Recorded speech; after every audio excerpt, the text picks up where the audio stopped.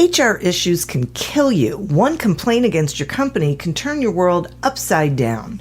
And you spend way too much time dealing with HR when you should be spending your time on making a profit. You should talk to Bambi. With Bambi, get access to your own dedicated US-based HR manager starting at just $99 per month. They get to know you and your business while providing HR expertise and the personal touch you need and want. They're available by phone, email, and real-time chat, so onboarding and terminations run smoothly. Team members reach peak performance, and your business stays compliant with changing HR regulations. And with Bambi's HR Autopilot, you'll automate important HR practices like setting policies, training, and feedback. HR managers can easily cost $80,000 a year, but Bambi starts at $99 per month. Schedule your free conversation today to see how much Bambi can take off your plate. Go to Bambi.com right now and type in Accelerate under podcast when you sign up. It'll really help the show. Spelled BAM, BEE.com. Bambi.com. Type in Accelerate. Mattress Firm's best Memorial Day sale ever ends soon. Right now, save up to $500 on our top-rated brands when you get a king bed for the price of a queen or a queen for a twin. Plus, get a free adjustable base when you spend $699 on Sealy, or save up to $500 on Tempur-Pedic adjustable mattress sets. Shop America's best brands confidently with our low price guarantee. Hurry into Mattress Firm. Offer valid with qualifying purchase. Restrictions apply. Valid at participating locations only. For offer details, visit mattressfirm.com/sale.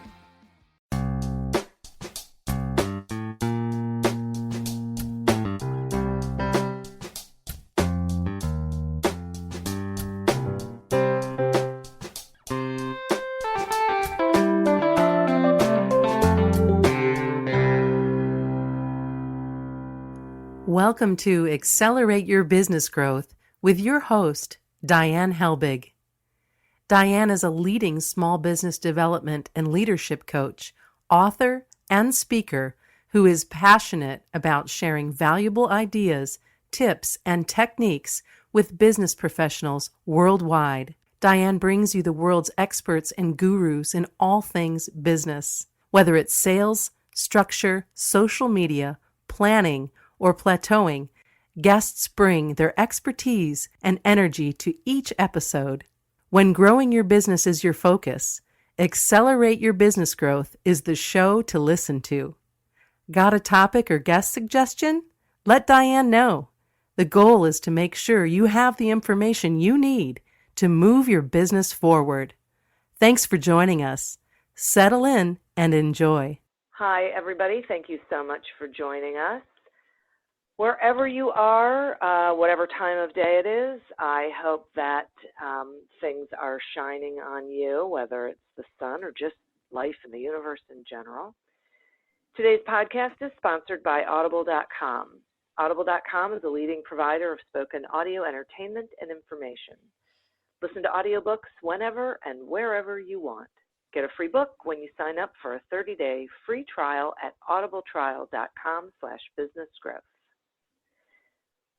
We are thrilled that this podcast is continuing to gain recognition as a resource for small business and entrepreneurs.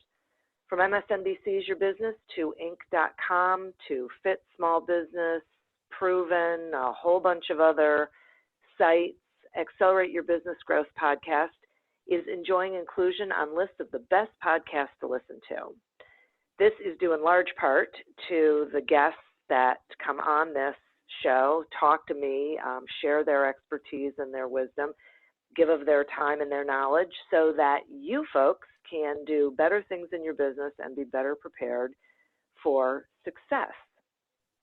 Today we have someone just like that. My guest today is Adam Anderson. Adam is a longtime small business owner who also happens to be one of the leading authorities on small business cybersecurity. He's a serial entrepreneur, author, and founder and chairman of Palmetto Security Group, an IBM premier cybersecurity business partner. He recently launched Element Security Group. With 20 years in cybersecurity and 13 as a small business owner, Adam is positioned to understand both sides of the cybersecurity equation in a way most aren't. Adam got tired of answering all his business owner friends' questions about cybersecurity, So he co-authored a book and created some tools for them. The book is called Small Business Cybersecurity. Your customers can trust you, right? Adam is on a mission to help fellow business owners find the answer to the question, should I even care about cybersecurity? We think the answer is yes, but we will find out. Thank you so much for joining me today, Adam. It's my pleasure. Thank you for having me. It is my pleasure. This is a subject that probably does not get as much attention as it should, given what is going on in the world today. So I want to start sort of from the basics and ask you to explain to our listeners what exactly is cybercrime. Yeah, so cybercrime is anytime somebody is trying to get at your business or at your belongings through digital means. This can happen through complicated internet tools. This can happen through email. It can happen through a lot of different ways. But the real definition of cybercrime kicks in when we're talking about some kind of digital threat going after your assets. Okay. So we hear a lot about large corporations and organizations getting hacked and all of their records being taken. And we hear some about ransomware, I guess it is. When we say digital, so anyway, what I think is it's like email or they're hacking into your website or whatever it is. What are they looking to do, I guess would be my question. Is it just to disrupt, or is it really to get a hold of your money? What is it? Yeah, so the old days, the hacker would be going after intellectual property, trade secrets, personal information, things that they could gather and then sell on the black market. And they still do that. But for example, collecting credit card information, the price for credit card information has tanked on the dark web and isn't really worth a whole lot. They can't really give the credit cards away because there's so many of them out there. So they're always hunting for something else. And ransomware was developed as the next step of collecting information and selling it. Someone came up with the idea, well, what if we just disrupted businesses until they couldn't operate, and then they would have to pay us to unlock them. And this really began to show in hospital systems to begin with, where they were locking down electronic medical health records and preventing doctors from reaching your health information. Wow, really? Okay, so gosh, I have so many questions about this.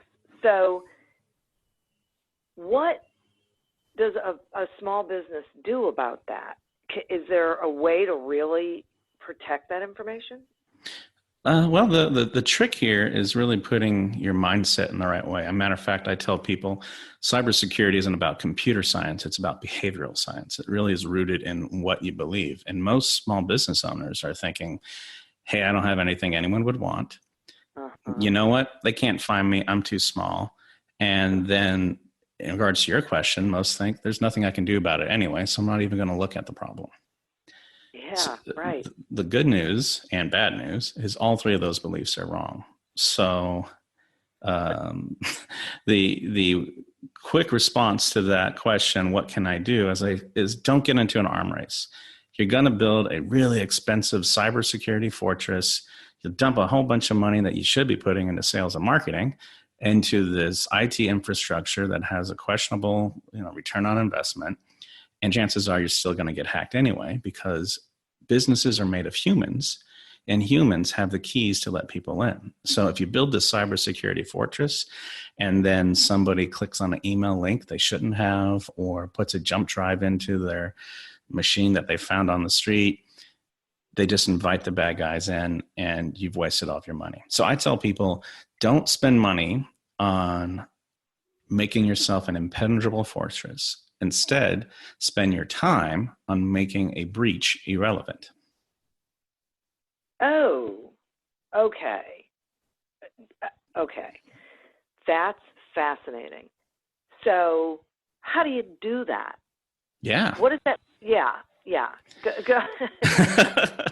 How do you make a breach irrelevant? Yeah. So the trick here is to set up business systems and understand your business systems point by point so that you know what to do when one fails. So I'll give you an example. Great. A house is made up of multiple rooms, right? And so let's say that my office is sales and marketing, the foyer is my physical building, the example goes on, right? Every room has a different function. Well, and most of us, we are living in a house with no walls and doors. So as soon as you get in once, you get into everything. The trick to making cybersecurity configured in such a way that the hack is irrelevant is you start off by segmenting your infrastructure, making sure every business process has its own little shell, and configuring some really basic things. And I'd love to share with you 6 things that you should probably do right now to get to the point where you're making it irrelevant. Awesome. I'd love it if you do that. All right. So I love analogies. It turns out when you start talking bits and bytes, no one invites you back to networking events. And I love people. So true. Right. And I'm like, well, let's examine your firewall settings and talk about your TCP IP packet. And nobody invites me back. And that's unfortunate. So I've changed my strategy. So we're going to use the analogy of health. So back in the day, the world was faced with another infection problem, but this one happened to be with surgeons, and their patients were dying when they operated on them. The solution was to wash their hands or to practice good hygiene. And these tips I'm going to share with you are exactly the same kind of methodology. So soap and water, something bad has happened. You want to recover quickly. You want to make it irrelevant. The ransomware hits you, you don't care, you don't want to pay. You need 2 things. The soap is really, really good backups of all of your data and system. And this doesn't mean put it on Dropbox or put it on a Drum drive. This is you paying a little bit of money every month to an adult who is other than you that makes sure your important stuff gets backed up somewhere. And when something goes wrong, they help you put it back. The water of soap and water is a good, robust cybersecurity insurance policy. Now, that can be a little confusing because usually when we think insurance, we think that someone's going to give me a bunch of money and then I'm going to go hire a bunch of contractors and we're going to fix it. The good cybersecurity insurance policies don't just come with money because, to be honest, most of us have no idea how to hire good cybersecurity people or what they should do if we did hire them. Yeah. They come with money and a disaster recovery team made up of a lawyer, a PR specialist, a cybersecurity white hat hacker, a forensic investigator, and they all jump on board and get you back to where you can do business again. So you start off with soap and water. Does that make sense? Yes, I love that analogy. Cool. Well, then let's pretend you don't like getting dirty at all. You're very germophobic, right? So we're going to talk about surgical mask, surgical gloves, and OR scrubs. So the mask is what we were talking about before. You don't want everything living on your computers at home or in your office. You want to move as much to the cloud as possible. And then the cloud itself is a scary thing. So why don't I clarify that a bit? I mean, don't have your email hosted on your laptop. Put it on Gmail, right? Put it on Microsoft in the cloud where you log into something, and do that with as many of your applications as possible. For example, I use QuickBooks Online. I don't use local QuickBooks. I use distributed email. I use online Microsoft suites. Everything possible to make it that I could throw my laptop away, go to another laptop, boot it up, and have everything that I need. So that is the surgical mask. The gloves would be great. Now that I just moved everything to the cloud, that means I'm a perfect target for hackers breaking in with my username and password. So the trick here is now you have to use something called 2-factor authentication. And I love saying 2-factor authentication because it makes me sound very, very smart. But what it actually is that when you log onto your email or one of these applications, you type in your username, you type in your password, and then it sends a message to your phone that you're holding in your hand and says, Adam, you just logged into your Gmail account. Was that really you? And you hit yes, and then it lets you in. So it doesn't matter if someone has your username and password if they don't also have your phone. So adding that second factor, that's gloves. But Wow. the problem comes in when we realize we can't move everything to the cloud. We can't segment our network and push all the stuff to other service providers. You have to have something locally. So how do you keep that stuff safe? And that's the OR scrubs.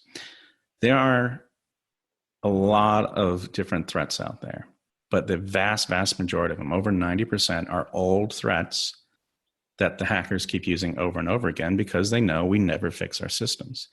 And so companies like Microsoft and Apple and Hewlett-Packard and all these guys patch their machines constantly. There's always an automatic security update. Matter of fact, they happen so often, they're annoying. I was prepping for my TED Talk. I had the PowerPoint open and my machine wanted to keep rebooting it, but I was in the middle of creative flow and I had the quandary, do I follow and practice what I preach and let these security patches go in, or do I finish my PowerPoint? What did you do? None of your business. Okay, now I know. Yes, you do. Right? The idea with cybersecurity isn't to stop business. It's to enable and protect business. And sometimes you do what you need to do. Excuse me, you do what you need to do. So configuring your computers to have automatic updates and just letting them do it, and understand that sometimes, you're going to have to walk away for an hour as it says you're 36% complete. And it turns out you might go talk to a human being for a while. It's okay. But if you can do those three things, the surgical mask, which is move things to the cloud, the gloves, which is to have complex two-factor authentication, and then the OR scrubs, which are to have automatic configuration of updates for security patches, you're pretty good.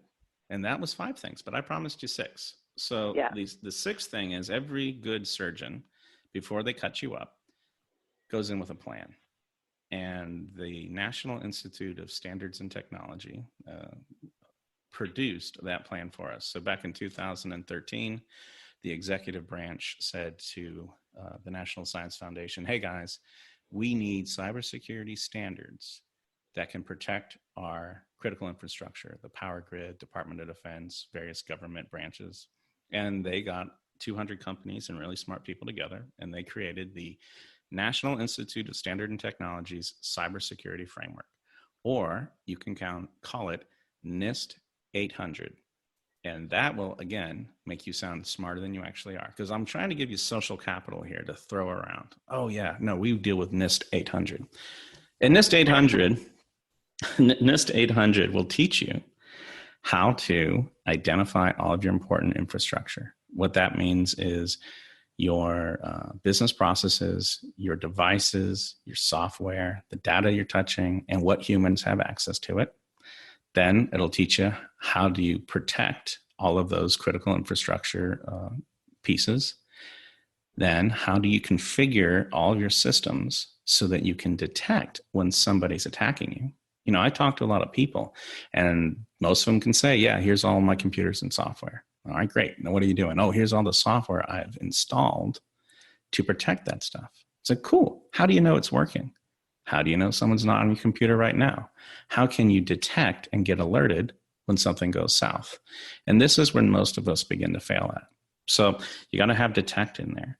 Then you have respond. Okay, so you got the alert. It's 2 a.m. What do? You do not want to have an emotional decision at that point. You want to have a game plan. And by the way, these game plans are probably only 25, 30% applicable when something wrong happens. The purpose of the game plan is to get you moving in the right direction and getting your emotions under control. And then last is recover. So if you responded, you've fixed the issue, but how do you get back to steady state, safety, and profitability again? And this NIST 800 plan gives 109 security controls, only 50 of those being technology, the rest of them being policies that you can set up. and documentations you can set up. And the best way I can describe this is think about a very robust marketing plan. You have a whole bunch of technology. You've got to really understand your customers. Guys, this is exactly like sales and marketing, except your customers are these devices and systems in your company. This is fascinating. And I got to take a quick sponsor break, but then I want to ask you something about this on the other side. Accelerate Your Business Growth podcast is happy to be sponsored by Audible.com. Audible.com is a leading provider of spoken digital audio entertainment and information. They have over 150,000 titles to choose from, and you can listen to them on any device, including whatever you're hearing us on right now. If you sign up at our link, which is audibletrial.com/businessgrowth, you get one free audiobook and a 1-month trial of the service. Some examples of books you can listen to on audible.com are 80/20 Sales and Marketing by Perry Marshall and The Go-Giver by Bob Berg. So visit audibletrial.com/businessgrowth, explore the books that are of interest to you, and receive one free audiobook when you sign up for the trial. Today we're talking with Adam Anderson about cybersecurity and why it matters to small business. Now, Adam, I listened to everything that you just said, and I am a small business owner. If I put myself in the place of small business owners listening, which I can easily do, I can imagine them saying to themselves, wow, 109 security controls. Wait a minute, I got to go read something called the NIST 800. And doing that whole, putting their hands over their ears, eyes, and mouth and just hoping the world goes away.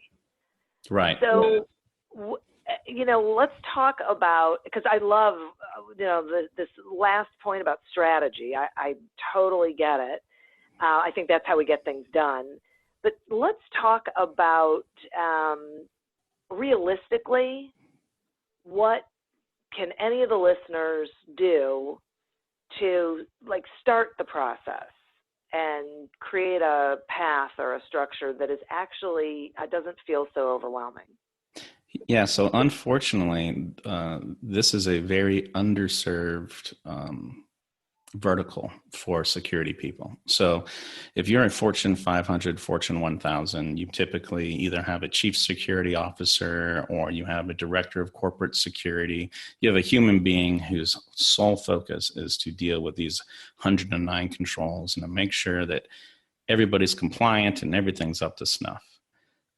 If you're a $3 million revenue company making 20% profits, you're not going to hire yourself a $250,000 security expert. So a burgeoning new field is something called the Chief Security Officer as a Service, or a fractional CSO. And you can rent really smart security people to look at what you're doing and do an assessment, then do a risk triage. Okay, what's important to do, and then develop an implementation and long-term maintenance plan. You know what that sounds like to me? That sounds really expensive.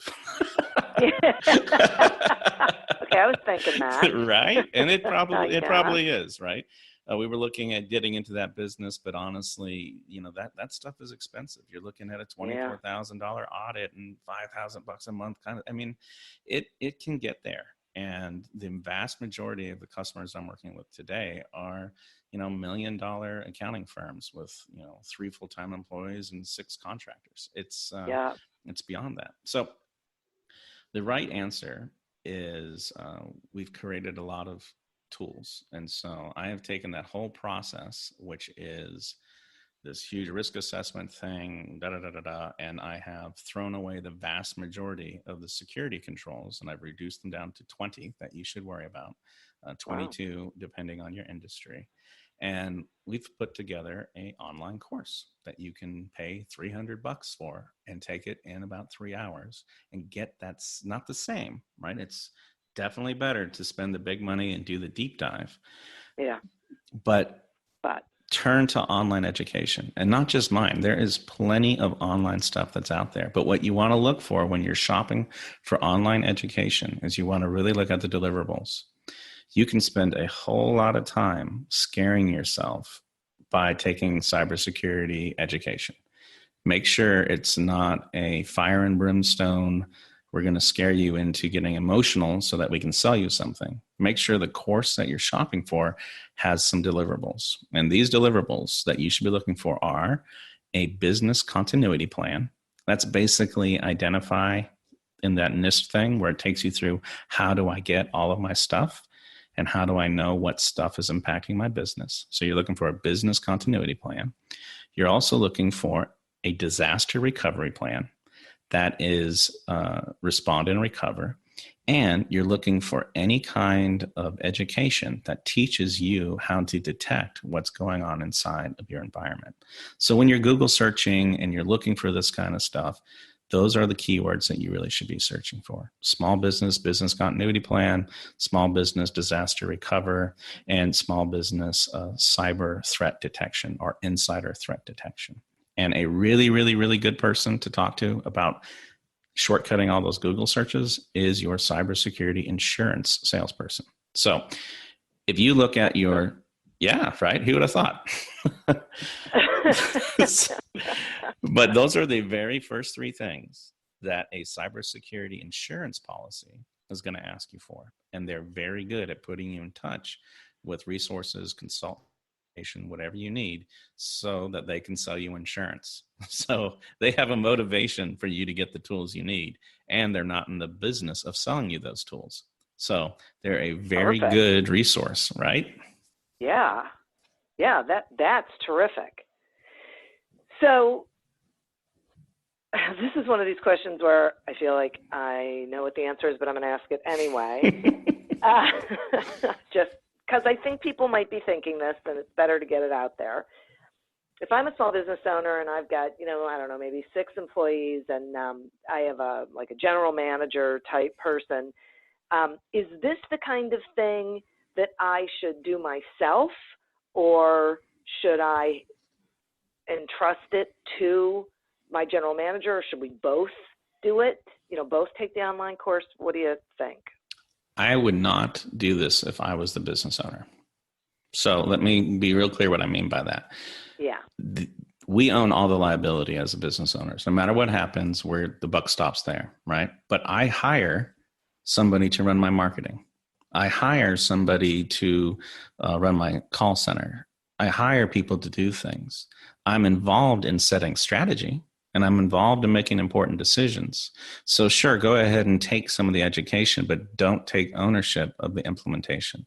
Take ownership of setting strategy, which, by the way, I was doing a talk in Cleveland last week, and an amazing marketer was in front of me. And we entered into a conversation, and she is a wizard at marketing strategy and so much better at it than I am. So yeah, I absolutely depend on the consultants to tell me how to do marketing, but I still own the responsibility for revenue generation. And that's the same mindset you need to come to with cybersecurity.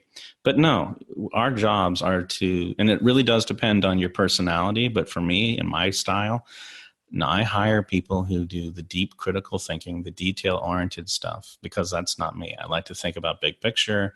I like to set up big visions. And when I get grinding down into the details, I often make mistakes. So it's in my own best interest to have someone else do it. Actually, the thought just went through my mind. Maybe that's why I break dishes when I'm doing them for my wife. Maybe I'm trying to get out of work. No. I've got more ethics than that. I'm just really bad. Yeah. Sure. You go with that, and let me know how that works out for you. That's why I make my kids do the dishes. I'm like, you know what? There you go. Right. I can That's why we had them. This. Exactly. Yeah. That's exactly right. So, well, I really appreciate that, because I agree. And part of my concern is that I think the business owners will feel like it's their responsibility to do, but they have the ultimate responsibility, so they won't get to it. And so, right? I mean, there's so many reasons why it just shouldn't be them doing the implementation on it. Hey, their brain is in too many places. Yeah. It's really complicated. The tax code. I don't do my own taxes. We work with That's a good point. CPAs for a reason. Don't Yeah. be intimidated that this is a foreign language, a strange concept, and it seems like there's witchcraft behind all of it. Same thing's true with our tax code, and we all live there just fine. So you can succeed here. You will win, but you have to take it seriously. Okay, so thank you for that. That's terrific. I think that really hits home, and it's funny when you were talking a couple minutes ago. All I kept thinking about was when I took my car in to get an oil change. I'll give you a little analogy you can use. To get an oil change, and the guy walked out and he said, "Okay, I'm going to tell you the stuff that needs to be done to your car in the order in which I think they need to be done." Nice. He just starts, this is a safety issue. It needs to be done now. This can wait. He just went down the list of where was I most vulnerable, and that was the thing that I had to address immediately. So that's sort of what it feels like to me. Absolutely. So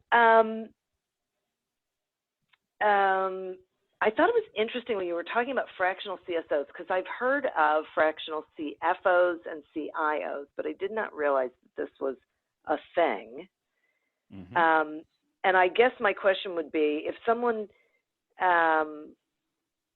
even wanted to explore that, how do you know you're getting someone who's qualified, someone who's good? Great. So there is a certification that cybersecurity people can get, that they have to have 5 years experience in the field, and they have to understand the whole width and breadth of cybersecurity. And it's called a CISSP. And for the life of me, I cannot remember what that stands for, but it's C, right? Certified Information Security, something. But these people are trained to do corporate and business thinking and apply cybersecurity to it. We call it information technology alignment and information technology governance. So if you're interviewing someone and they can't give you reference customers, and by the way, you should not ask what do you do for those customers. You should ask what results did they get from you working with those customers. Because it's going to be very easy for someone to say, I'm going to install widget XYZ, I'm going to create this plan, and it's almost like a marketer saying, I'm going to send 10,000 emails. Well, I don't care about the emails, I care about the leads. So what are you doing that's producing a return on my investment? So if they can't speak articulately about how they've done that for other people, then look for somebody with a CISSP in their title. And at least you'll know you're dealing with somebody qualified to give you advice, because I can't tell you how many people I've bumped into who say, oh yeah, we've got cybersecurity covered. My sister's nephew comes in, and when he's done playing Xbox, he helps me with my firewall. Like, oh, well, you get what you pay for. So there's there's different levels that you should be looking at. You do online education as your first stop, so that you make sure that you're prepared to talk to some of these people. Now, one of the risks here is you'll educate yourself well enough to be really bad at cybersecurity, and then we like to hire people who are like us, and so we'll hire a really bad cybersecurity person. That's why it's really important to talk about results, not behaviors, when you're interviewing people. I then suggest don't go all in. Hire a coach. These guys are in the $500 a month range, where someone meets with you every other week and helps you develop your cybersecurity strategy in conjunction with your self-education. And that can really be valuable, and you don't have to go all in on it. And then finally, when you're ready to do this, start first with whoever you're doing your managed services with. So if you have a group of people who are managing your IT, start with them first and say, we want better cybersecurity strategy. And that typically they'll either work with your coach, or they'll take some of the same education that you've taken so that they can be on the same page, and then they'll work with you. For those of them who don't have that, you can go out and start finding fractional CSOs. But again, unfortunately, this is a very new field. I honestly believe that, we've got 4 pillars right now: banking, insurance, accounting, and law. I believe in the next 2 or 3 years, you're going to have chief or just be one of these things that you have to pay for. Yeah. Yeah, I think you're probably right. Okay. Shoot. I had a question now. I can't remember what it is. So while I'm thinking about what it is, tell us some more about the book that you wrote for small business owners, for the people who are listening now, and where people can get it while I try and remember what it was I wanted to ask. Well, if your question was what's my sign, I am a Virgo, and so you can just put that away. That's cool. Thank you. Yeah, no worries. So the book I wrote is called Small Business Cybersecurity, and I co-authored it with the director of corporate security at Michelin North America. The reason we wrote this book was he had 20,000 vendors in his supply chain that he had to send important documents to, engineering, CAD drawings, things like that. And he wanted to make it more robust how he understood his risk dealing with small businesses. And what I found is that corporate America is really good at beating up the little guy. They'll send you a spreadsheet with 900 questions and you have to answer. And it's very confusing and it's very techie technology. And if you're a $5 million engineering firm, chances are you're not going to be able to answer this. So we wrote the book to kind of be the go-between translation between how small business thinks about cybersecurity and doing business, and that's the role I played. And he filled the role as what do the executives think about when they're trying to hire small businesses. And so that was good, but I found it really fell on deaf ears. So I decided to write another book called Built to Survive. And Built to Survive is basically going over everything we talked about, but I use a narration of an entrepreneur going from the beginning of the process, just realizing she has to worry about cybersecurity, and then the story of her actually getting attacked and surviving and coming out the other side. So that's called Built to Survive. And you can find both of those books at elementsecurity.com/AYBG. Sweet. That is, so I cannot wait to read that one. I have the other one, but I cannot wait to read that one. And I got to tell you, so I remembered the question that I was going to ask, and it was around that concept of big businesses wanting to do business with small business and even having supplier diversity rules and set-asides and all of that. Oh, yeah. But they run a risk. Mm-hmm. If a small business doesn't have this security, doesn't the big business run a risk that they're going to be hurt? They absolutely are. But I want to reassure you, though, what they're looking for at this day and age is a healthy conversation. You don't have to be perfect. They're not expecting that, but they want you to be able to talk intelligently. So I'll give some more social capital out here, right? In December 31st, 2017, the deadline for the Department of Defense kicks in. And this deadline says if you are unable to speak intelligently about the NIST 800 standard, these 109 security controls, and make the Department of Defense feel like you know what you're talking about, they will not give you a contract. Now, why is this important? Not a whole lot of us small businesses supply directly into the Department of Defense. But the Department of Defense sets the standards, then the rest of the government follows it, and the government is the single largest buyer in the whole world. And so, now let's say you're a little guy, and you're a manufacturer, and you're creating widget XYZ that Lockheed Martin is using, and you're the tier 5 vendor to Lockheed Martin. And Lockheed Martin's putting that widget in one of the new F-16s. Well, the Department of Defense is going to ask Lockheed Martin to prove that every single widget in that F-16 is coming from a vendor who knows how to secure that intellectual property and capital from cyber attack.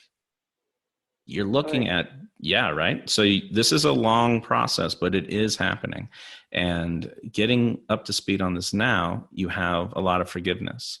In 3 years, you just will be out of the game. You won't be able to play, and you won't be able to work with the big guys. If you can't on that RFP or RFI, if you can't talk shop about this, you're not going to be able to play. And that's usually, I believe that is going to be the driver to finally get people to start investing in this. Because honestly, until it's costing me money or creating a tangible risk, it's really difficult for me to invest time in something that doesn't generate revenue. And unfortunately, that's where cybersecurity lives. Yeah, it is unfortunate, but I totally agree with you. So this sounds like something that would be a real opportunity for those managed services providers to really have that knowledge and understanding and offer it as a service to their customers. To, like, can they be the mouthpiece, so to speak? Can they be the expert who's on the team? Yeah, more and more offerings are coming. They're not prevalent, but you can hire a security person to help you get your house in order to be ready to respond for these RFPs. You can do it you can do it quickly if you throw money at the problem. You can do it fast, but not super fast if you leverage some smart people, or you can get it done eventually if you do it yourself. It doesn't have to be super complicated. And well, let me rephrase that. It does get complicated. It does get complicated. And the managed service provider is a fantastic first stop. But strangely enough, your accountant is another fantastic resource. Accountants are coming out as being one of the leading cybersecurity providers to small businesses because of the problem of tax fraud. A lot of this identity theft stuff results in a tax fraud situation where the bad guys did a false tax return, and now you're talking to your accountant, and your accountant's like, yeah, man, that's horrible. And they have them in this, emotional state, and they're being asked, well, what do I do to stop tax fraud? And what they're really saying is, how do I do good cybersecurity? So a lot of these CPAs are seeing a business opportunity here to provide additional consulting outside of their tax return practices. So try starting there too. Boy, no kidding. That is fascinating. Wow. Well, I got to tell you, I feel slightly better educated and not scared. I have to say, not scared, but maybe a little empowered, maybe a little more empowered, because there's a big difference between, oh my gosh, this thing is so big and I wouldn't even know where to start, and this conversation where I feel like at least I know a couple places I can start. Like I can talk to the cybersecurity insurance guy, and I can talk to my CPA, and I can go to this NIST 800 thing, and I can go to your site and get the books. And so I think for most small business owners, having resources feels better than feeling like it's a really big thing and not having any idea where the first place is. So thank you for providing us with that. That was awesome. Well, I'm happy to. I love this stuff. I know. I can tell that you do. It's really great because someone has to. Might as well be you. Right on. Right? That's fair. That's fair. Yeah, not going to be me. Okay. So thanks for doing this. I also want to thank the listeners. And guys, really, don't put your head in the sand on this one. Just one step at a time, get going with it, and you'll feel so much better. And I loved the idea of, getting a coach who can go through the course with you and make sure that you're putting your strategy together and all that. That's another good one, because sometimes it's nice to have someone walking along with you. Also want to thank our sponsor. Remember to visit audibletrial.com/businessgrowth to sign up for a free trial and get a free audiobook when you do. Continue to prosper and be curious and face the things that are just plain reality these days. We have choices. We can either own them and face them and do something about them, or we can hope that they go away, but the truth is they're not going to. And until we meet again on another episode of Accelerate Your Business Growth, goodbye and good day. Are you tired of seeing your teen or young adult struggle on a path that clearly isn't the right fit? Is your teenager confused about which direction to take after high school? The future of work is changing rapidly, and our kids need to know all of the options available after high school so they're empowered to make the choice that is best for them. In each episode, We explore the latest trends that are shaping the opportunities of today and tomorrow. I'm your host, Betsy Jewell, and this is the High School Hamster Wheel Podcast.